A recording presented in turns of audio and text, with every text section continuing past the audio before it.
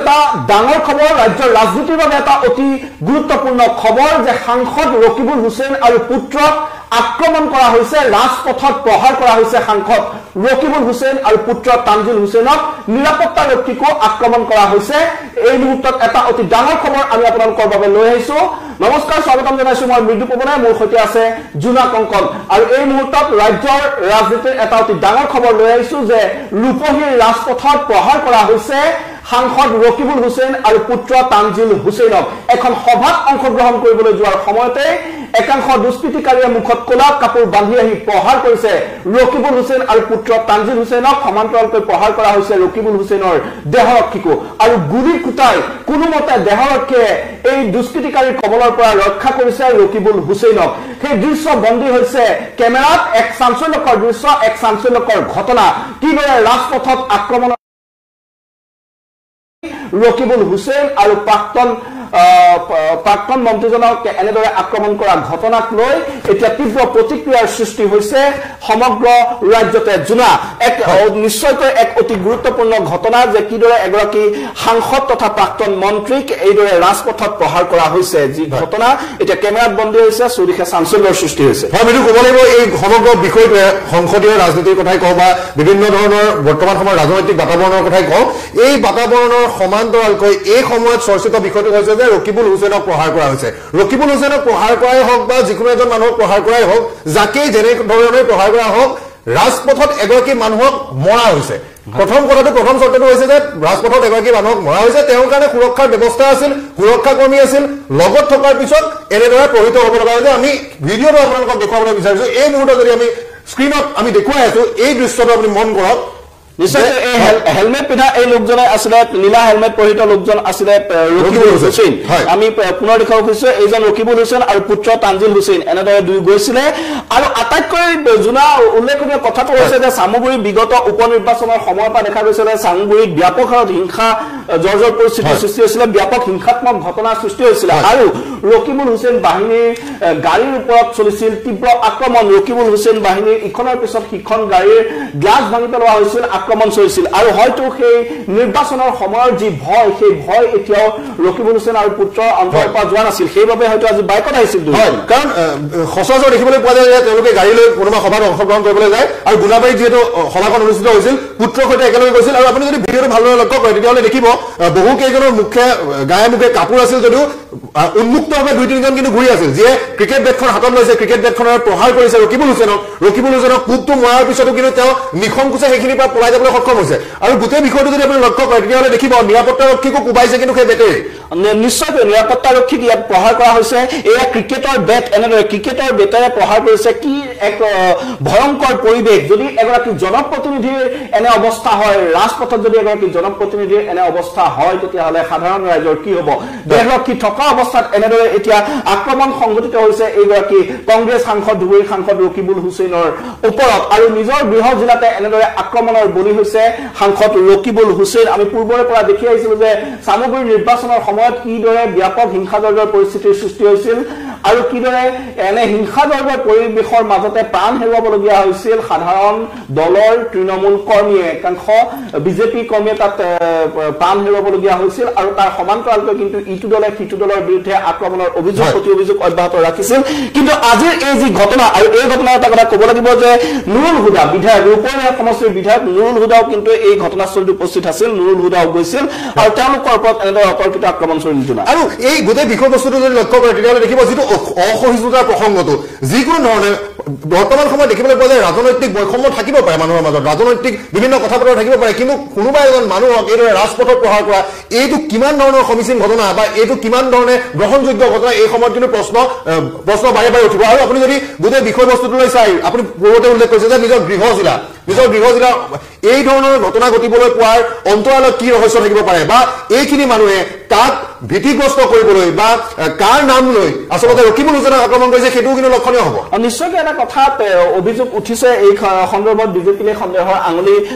প্ৰাথমিক অৱস্থাত সকলোৱে টুৱাইছে আৰু সকলোৱে অভিযোগ কৰিছে যে একাংশ বিজেপি কৰ্মী ইয়াত জড়িত হৈ আছে কিন্তু সেইসমূহ ঘটনা পৰৱৰ্তী সময়ত পোহৰলৈ আহিব কিন্তু এই মুহূৰ্তত আটাইতকৈ ডাঙৰ কথাটো হৈছে যে এনেদৰে মুকলিকৈ ৰাজপথত যদি এজন জনপ্ৰতিনিধিক প্ৰহাৰ কৰা হয় তেতিয়াহ'লে সাধাৰণ মানুহৰ নিৰাপত্তা ক'ত আছিল কিদৰে চলিছে ৰাজ্যৰ আইন শৃংখলা ব্যৱস্থা আৰু ৰকিবুল হুছেইনৰ কথা যদি ক'বলৈ যাওঁ যে তেওঁ বিগত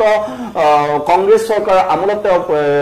মন্ত্ৰী আছিল তেওঁ গৃহ বিভাগৰ মন্ত্ৰী আছিল যথেষ্ট এগৰাকী প্ৰভাৱশালী কংগ্ৰেছ নেতা জ্যেষ্ঠ নেতা আৰু এইগৰাকী জ্যেষ্ঠ নেতাৰ আজি এই অৱস্থা কিয় হ'বলৈ পাইছে আৰু তেওঁৰ নিজৰ যি সংসদীয় সমষ্টিৰে এইসকল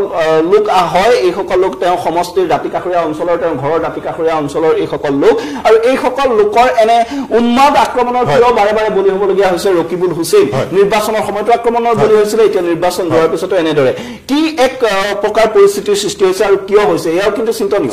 আৰু আপুনি যদি গোটেই বিষয়টোলৈ লক্ষ্য কৰে তেতিয়াহ'লে দেখিব যে নিৰাপত্তাৰক্ষী তেওঁলোকৰ লগত আছিল নিৰাপত্তাৰক্ষী থকাৰ অৱস্থাত এজন মানুহক যদি আক্ৰমণ কৰিবলৈ যায় কোনোবাই তেতিয়াহ'লে নিৰাপত্তাৰক্ষীয়ে কেনেধৰণৰ ব্যৱস্থা লৈছে সেইখিনিও লক্ষণীয় বিষয় তাৰ লগতে আপুনি যদি চাই নিৰাপত্তাৰক্ষীয়ে শূন্যলৈ গুলি ফুটাব লগা এটা পৰিৱেশৰ সৃষ্টি হৈছে ৰাজপথত বৰা মানুহ আছে তাত তাৰপিছতো শূন্যলৈ গুলি চলাবলগীয়া পৰিস্থিতি এটা উদ্ভৱ হৈছে সেই উদ্ভৱ হোৱা পৰিস্থিতিৰ অন্তৰালত বহুকেইটা ৰহস্যজনক কথা থাকিব পাৰে এই কেৱল মাত্ৰ ৰাজনৈতিক শত্ৰুতাৰ বাবে কোনোবাই কাৰোবাক এনেকৈ মাৰিব এইটো ইমানো বৰ্তমান সময়ত সহজ কথা হৈ থকা নাই নিশ্চয়কৈ এটা কথা ক'ব লাগিব যে পূৰ্বৰ পৰা অভিযোগ আছিল ৰকিবুল হুছেইনে সামগ্ৰিক গুণ্ডাৰাজ চলায় ৰকিবুল হুছেইনে এই নগাঁৱৰ বিভিন্ন অঞ্চলত তেওঁ গুণ্ডাৰাজ চলায় তেওঁ প্ৰভাৱ বিস্তাৰ কৰে এনেধৰণৰ তেওঁ ভেৰণীয়া গুণ্ডা বিভিন্ন পক্ষত তেওঁ ভাবুকি দি তেওঁলোকে বিভিন্ন কাম কৰি যায় তেনেধৰণৰ অভিযোগ আছিল আৰু এই দেখা গৈছে যে এতিয়া সেইজন ৰকিবুলৰ আজি এই দশা কিয় হৈছে আৰু ৰকিবুল হুছেইনক এনেদৰে যি মাজ ৰাস্তাত আক্ৰমণ কৰা হৈছে পুত্ৰক আক্ৰমণ কৰা হৈছে দেশৰক্ষীয়ে ৰকিবুল হুছেইনক ৰক্ষা কৰিব নে নিজক ৰক্ষা কৰিব একো উৱাদি নোপোৱা এটা পৰিৱেশৰ সৃষ্টি হৈছে এই যি পৰিৱেশ আৰু তাৰ পিছতো দেখা গৈছে তেওঁলোকে বীৰদপে সেই স্থানত এনেদৰে খোজকাঢ়ি ফুৰিছে তেওঁলোকে বীৰদপে সেই স্থানৰ পৰা গৈছে সমগ্ৰ দৃশ্য কেমেৰাত বন্দী হৈছে বিভিন্নজনে ওচৰে পাজৰে থকা হয়তো কেমেৰাত এই দৃশ্যসমূহ বন্দী কৰিছে আৰু নগাঁও আৰক্ষীয়ে এই সমগ্ৰ বিষয়টোৰ তদন্ত যদি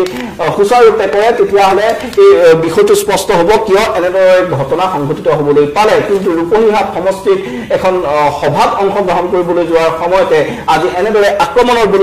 বলি হ'বলগীয়া হৈছে ৰকিবুল হুছেইন কেৱল ৰকিবুল হুছেইনেই নহয় তেওঁৰ পুত্ৰ তানজিল হুছেইনো আক্ৰমণৰ বলি হৈছে আৰু এই ধাৰা যদি এতিয়া নতুনকৈ সামগ্ৰিক সৃষ্টি হয় এনেদৰে তেতিয়াহ'লে সিও কিন্তু ৰাজ্যৰ ৰাজনীতিৰ বাবে এক কোনো শুভ লক্ষণ নহয় মই ৰাজনৈতিক যি ধৰণৰ কথা বতৰা চলি থাকে ৰাজনৈতিক কথা বতৰাৰ মাজত এনেধৰণৰ আক্ৰমণৰ বিষয়বস্তু যেতিয়া চৰ্চিত প্ৰসংগ হ'ব লগা হয় ৰাজনীতিৰ বাবে ইয়াতকৈ দুৰ্ভাগ্যজনক কথা একো নাই আৰু ৰাজনৈতিকভাৱে বিভিন্ন ধৰণৰ প্ৰতিশোধ পৰায়ণতা থাকিব পাৰে ৰাজনৈতিকভাৱে নিৰ্বাচনী অংকত খেলি মেলি হ'ব পাৰে নিৰ্বাচনী অংকত তেওঁলোকে আউল লগাব পাৰে কিবা হ'ব পাৰে কিন্তু এজন লোকক মাজ ৰাস্তাত ৰাজপথত এইদৰে প্ৰহাৰ কৰিব ৰাজনৈতিক শত্ৰুতাৰ কাৰণে বা অন্য কথাতে হওক সেই কথা কিন্তু মুঠেও গ্ৰহণযোগ্য হোৱা নাই মুঠেও সমীচীন নহয় গোটেই বিষয়টো আৰু পুত্ৰৰ লগত একেলগে গৈ থকা অৱস্থাত আপুনি যদি ভিডিঅ'টো ভালদৰে লক্ষ্য কৰে তেতিয়াহ'লে দেখিব ৰকিবুল হুছেইনে যেতিয়া প্ৰহাৰ কৰা হৈছিল ৰকিবুল হুছেইনে বাইক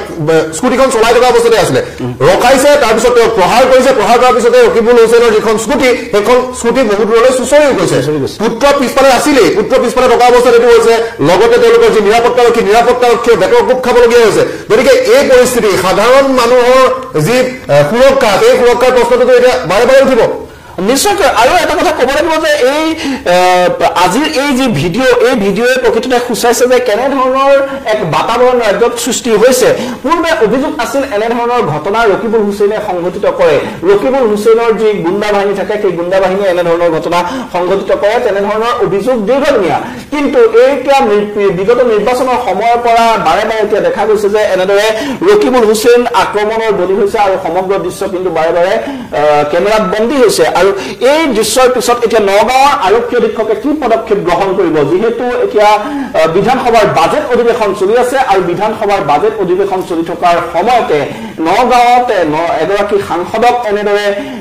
প্ৰহাৰ কৰা হৈছে আৰু খুব বেয়াকৈ প্ৰহাৰ কৰা হৈছে ক্ৰিকেটৰ বেটেৰে কোবাই তেওঁক আঘাতপ্ৰাপ্ত কৰা হৈছে কেৱল সাংসদ ৰকিবুল হুছেইনে নহয় পুত্ৰও আক্ৰমণৰ বলি হৈছে সমান্তৰালকৈ পিএছকো আক্ৰমণ কৰিছে এই ঘটনাত প্ৰকৃততে কোন কোন জড়িত ইয়াৰ কেনেধৰণৰ এটা তদন্ত তদন্ত প্ৰক্ৰিয়া আগবাঢ়িব তদন্তত কি ওলায় তাৰ ওপৰত কিন্তু সকলোৰে দৃষ্টি নিবদ্ধ থাকিব কিন্তু ৰাজ্যৰ বাবে এটা নিশ্চয়কৈ অতি আজি এই লজ্জাজনক মুহূৰ্ত অসমৰ দৰে এখন শান্তিপূৰ্ণ শান্তিপ্ৰিয় ৰাজ্যত এনে ধৰণৰ পৰিৱেশ কাৰো কাম্য নহয় জানো হয় আৰু এইখিনি লক্ষ্য কৰিব লাগিব গোটেই বিষয়টোত যে বিভিন্ন স্থানৰ পৰা আৰক্ষী হয়তো বৰ্তমান সময়ত আটাইতকৈ সুবিধাজনক কথাটো হৈছে আৰক্ষীয়ে তদন্তৰ বাবে বিভিন্ন স্থানৰ পৰা এইদৰে ভিডিঅ' কৰি থকা হৈছিল গতিকে মুখত কাপোৰ বনাই হওক বা মুখত কাপোৰ নবন্ধাকৈ যিয়ে প্ৰহাৰ কৰিবলৈ গৈছিল সেইসকলক নিশ্চয় ধৰিবৰ কাৰণে আৰক্ষীক বৰ বেছি সময়ৰ প্ৰয়োজন নহ'ব কাৰণ এই সময়ত স্পষ্টকৈ চাৰিওফালৰ পৰা কেমেৰাই আগুৰি আছিলে গতিকে আৰক্ষীয়ে কিদৰে তদন্ত প্ৰক্ৰিয়াটো আগবঢ়াই নিয়ে কিমান সময়ত আগবঢ়াই দিব পাৰিব কিমান ক্ষীপ্ৰ হ'ব গতিকে সেইখিনিও কিন্তু অসমৰ ৰাইজে লক্ষ্য কৰি থাকিব মৃদু নিশ্চয়কৈ আৰু এটা কথা যে যদি সামগ্ৰীৰ যি উপ নিৰ্বাচন আছিলে সেই উপ নিৰ্বাচনৰ সময়ত আমি দেখিছিলো যে কেনেধৰণৰ এটা হিংসাত্মক ঘটনা হৈছিল ৰকিবুল হুছেইনৰ বাহিনীয়ে হওক বা বিজেপিৰ বিক্ৰমৰঞ্জন শৰ্মা বাহিনীয়ে হওক সকলোৰে ওপৰত তাত আক্ৰমণ চলিছিল প্ৰত্যাক্ৰমণ চলিছিল গাড়ী ভাঙি দিয়া হৈছিল ৰকিবুল হুছেইনে সামগ্ৰীৰ থানাৰ সন্মুখৰ ৰাজপথত বহি প্ৰতিবাদ কৰিবলগীয়া পৰিৱেশ হৈছিল আৰু সেই পৰিৱেশ এতিয়াও অব্যাহত আছে নেকি কিয় এজন সাংসদে তেওঁৰ কোনো যিহেতু তেওঁৰ লগত ব্যক্তিগত দেহৰক্ষীও আছে দেহৰক্ষী থকাৰ পিছতো তেওঁ কিয় এনেদৰে আজি মটৰচাইকেলত যাব লগা হৈছিল আমাৰ হাতত পৰা তথ্য অনুসৰি যে গাড়ীত গলে আক্ৰমণ হোৱাৰ ভয়তে গাড়ীৰ গ্লাছ আৰু গাড়ীৰ আইনা ভঙাৰ আশংকাতে এনেদৰে মটৰচাইকেলেৰে যাবলগীয়া হৈছিল যদি সঁচাকৈ সেই কথা হৈছে সঁচাকৈ যদি আজি গাড়ী আইনা ভাঙিব বুলি ৰকিবুল হুছেইনে এনেদৰে ভয়ে ভয়ে যাব লগা হৈছে তাৰ পিছতো গৈ এই আক্ৰমণৰ বলি হৈছে নিশ্চয়কৈ সেই সমগ্ৰ অঞ্চলটোৰ পৰিস্থিতিক লৈ কিন্তু বহু প্ৰশ্নৰ অৱতাৰণা হোৱাৰ অৱকাশ থাকে আৰু এই বিষয়টোৱে সম্পূৰ্ণ সুৰক্ষা ব্যৱস্থাটো সম্পূৰ্ণ সেই শান্তি শৃংখলাৰ যিটো আপুনি কথা কৈছে শান্তি শৃংখলা গোটেই কথাটো কিন্তু বাৰে বাৰে প্ৰশ্নবোধকৰ সন্মুখীন কৰিব আৰু এই ধৰণৰ ঘটনা পূৰ্বতেও কোৱা হৈছে যে এনে ধৰণৰ ঘটনা সকলো সচেতন লোকৰ কাৰণে ৰাজনীতিৰ ভূ ৰখা নৰখা প্ৰতিজন মানুহৰ কাৰণে এই ঘটনাটো কিন্তু এটা ডাঙৰ প্ৰশ্নবোধক এই ধৰণৰ ৰাজনীতি কোনেও কেতিয়াও নিবিচাৰে এখন ৰাজ্যত সেই কথা এক প্ৰকাৰ সকলোৱে মানি ল'ব কি পূৰ্বে এনেধৰণৰ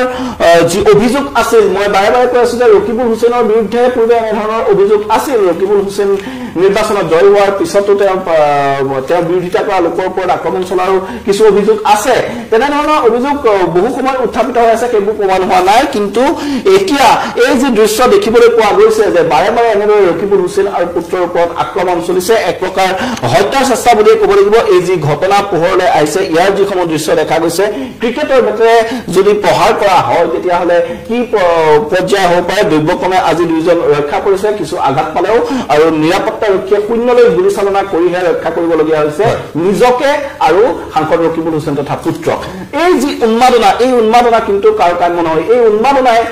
কাৰো একো লাভ নকৰে এনেধৰণৰ ৰাজনীতিয়ে ৰাজ্যৰ সমগ্ৰ ৰাজনৈতিক পৰিৱেশটোকে এক প্ৰকাৰ কলুষিত কৰি পেলাইছে এই ক্ষেত্ৰত এতিয়া নগাঁও আৰক্ষী প্ৰশাসনৰ প্ৰাথমিক কি ভূমিকা হ'ব তাক লৈ কিন্তু সকলোৱে দৃষ্টি ৰাখিব আৰু আপুনি যদি ভালদৰে গোটেই ভিডিঅ'টো লক্ষ্য কৰে মন কৰে তেতিয়াহ'লে দেখিব যে এই ঘটনাটো কিন্তু এই যে বেটখনে যে কোনোবা এজন মানুহে যে কাৰোবাক প্ৰহাৰ কৰিছে এই ঘটনাটো সেই মুহূৰ্তৰ ঘটনা নহয় কিন্তু কাৰণ আপুনি এই যে পৰিকল্পনা কৰি এজন মানুহক মাৰিবলৈ ৰৈ থকা হৈছিলে সেই কথা এই ভিডিঅ'টোৱে প্ৰমাণ কৰি দিয়ে কাৰণ বিভিন্ন স্থানৰ পৰা ভিডিঅ' চলি আছে এই যেতিয়া মাৰপিটটো হ'ল মাৰপিট হোৱাৰ পিছতে তাৰ পিছতে ৰকিবুল হুছেইনক লৈ যোৱাৰ সময়ত বহু লোকে দেখিবলৈ পোৱা গৈছে বহু লোকে তেওঁক খেদি যোৱা পৰিলক্ষিত হৈছে পুনৰবাৰ গতিকে এই ঘটনাটো মুহূৰ্ততে হৈ যোৱা ঘটনা নহয় কোনোবাই বেৰ এখন আনি কাৰোবাক কোবাই দিছে এটা সকলোৰে হাতত তথ্য থাকিব এই যিসকল আক্ৰমণ কৰি আছে তেওঁলোকৰ হাতত নিশ্চয়কৈ তথ্য থাকিব যে এই সময়তে ৰকিবুল হুছেইন আহিব আৰু তেওঁলোকে এটা নিৰ্দিষ্ট সুৰক্ষিত স্থান বিচাৰি ল'ব যে য'ত তেওঁলোকে আক্ৰমণ কৰিব পাৰি কিন্তু এটা ব্যস্ত বজাৰ চাৰিওফালে দোকান পোহাৰ দেখিবলৈ পোৱা গৈছে এটা যি নগৰ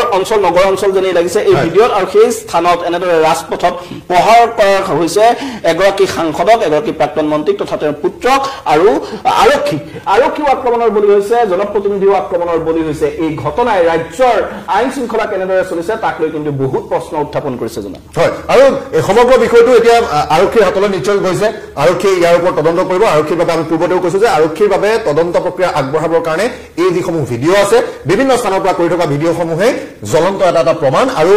মৃদু আপুনি উল্লেখ কৰাৰ দৰে অসমৰ ৰাজনীতিত অসমৰ যিটো শান্তি শৃংখলাৰ ব্যৱস্থা সেই ব্যৱস্থাটোৰ প্ৰতি এয়া কিন্তু অতি ডাঙৰ আজিৰ কাৰণে লজ্জাজনক কাৰণ এটা হৈছে, লজ্জাজনক এটা বিষয় হৈছে। আৰু বৰ্তমান সময়ত বিধানসভা অধিৱেশন চলি আছে, সেই মুহূৰ্ততে এনেকুৱা ধৰণৰ এটা ঘটনা। আৰু চামগুৰিৰ অঞ্চলটোৰ যি আশে পাশে যিসমূহ অঞ্চল আছিল, আপুনি নিৰ্বাচনী হিংসাৰ কথা কৈছে, প্ৰাক নিৰ্বাচনী হিংসাৰ কথা আছে, তাত পুলিচে এটা মুহূৰ্তত তাৰ পৰা আঁতৰি যাব নোৱাৰা ধৰণৰ পৰিৱেশ এটা আছিলে। গতিকে সেই পৰিৱেশ নিৰ্বাচন গ'ল কেতিয়াবাই, তাৰপিছত আজিৰ এখন সভা, আজিৰ এই সভাখনলৈ যোৱা অৱস্থাত এনেদৰে আক্ৰমণ পৰিকল্পনাৰ কথাটো এইবাবে বাৰে বাৰে উত্থাপন হৈছে, কাৰণ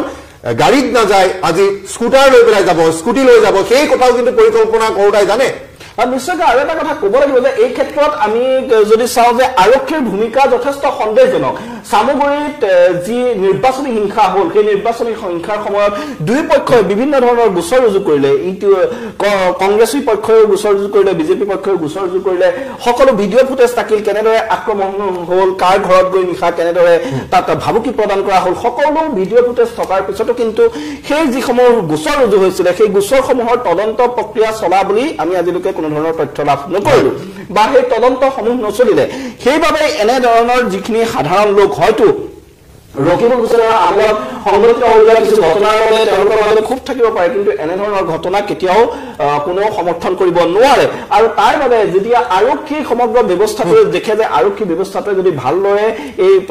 দিশবোৰৰ চোৱা চিতা নকৰে, ভালদৰে তদন্ত নহয়, দোষীয়ে যদি শাস্তি নাপায়, তেতিয়াহ'লে কিন্তু মানুহৰ মাজত এনেধৰণৰ প্ৰতিশোধ লোৱা বা এনেধৰণৰ যি মানুহৰ অপৰাধ প্ৰৱণতা থাকে, সেই অপৰাধ প্ৰৱণতা বাঢ়ি গৈ থাকে। আৰু তাৰেই পৰিণতিত হয়তো এনেধৰণৰ ঘটনা কৰিবলৈ আজি সাহস পাইছে এইসকল লোকে, এই উদণ্ড লোকসকলে। এনেদৰে আজি হয়তো সেইবাবেই এজন সাংসদক এনেদৰে আক্ৰমণ কৰা, আৰক্ষীক এনেদৰে আক্ৰমণ কৰাৰ সাহস গোটাব পাৰিছে। আৰক্ষীৰ ভূমিকাক নিশ্চয়কৈ এই ক্ষেত্ৰত আমি কিন্তু আনিবই লাগিব এই বিষয়টোৰ মাজলৈ। হয়, এইটো আৰক্ষীৰ ভূমিকাটো প্ৰশ্নবোধকলৈ গৈছে, কিয়নো আপুনি যদি গোটেই বিষয়বস্তুটো লক্ষ্য কৰে তেতিয়াহ'লে যে সেই নিৰ্লিপ্ততা বৰ্তমান সময়ত এখন সভা থকাৰ সময়ত সেই নিৰ্লিপ্ততা আৰু নিৰাপত্তাৰক্ষীয়ে তেওঁক লৈ কৰা ব্যৱস্থা যিদৰে উলিয়াই নিবলৈ সক্ষম হৈছে, আৰু ইয়াত শেষত পলাব লগা অৱস্থা এটাৰ সৃষ্টি হ'ল গোটেই বিষয়টোত। আৰু এই সন্দৰ্ভত যি ধৰণৰ ব্যৱস্থা আৰক্ষী বিভাগে ল'ব লাগিব বা আৰক্ষী বিভাগে ল'ব, সেইখিনিতে কিন্তু এই যি ধৰণৰ তদন্ত প্ৰক্ৰিয়া তাৰ কিন্তু তড়িৎ গতিৰ সমাধান এটা সকলোৱে বিচাৰিব। কিন্তু এটা কথা ক'ব লাগিব যে এইখন অসমত প্ৰাক্তন মুখ্যমন্ত্ৰীয়ে বাছত ঘূৰি